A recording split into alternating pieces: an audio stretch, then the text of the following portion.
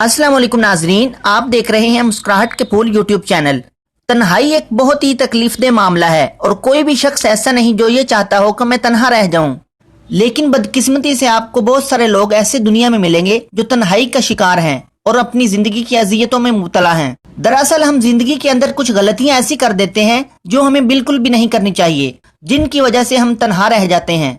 आज की इस वीडियो में हम आपको ऐसे लोगों के बारे में बताएंगे जो जिंदगी में तन्हा रह जाते हैं। अगर आज की वीडियो आपने मुकम्मल देख ली तो यकीनन आप उन लोगों में शामिल हो जाएंगे जो तन्हा नहीं रहते।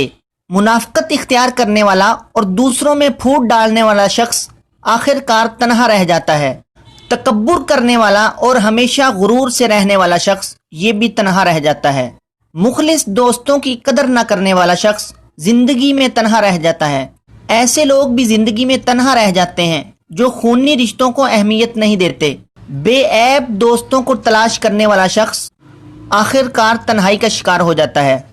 सख्त लहजे और हर वक्त गुस्से में बात करने वाला शख्स हमेशा तन्हा रह जाता है, क्योंकि ऐसे शख्स को माशरे में बिल्कुल भी पसंद नहीं किया जाता और आहिस्ता आहिस्ता ऐसे शख्स से लोग दूर होना शुरू हो जाते हैं।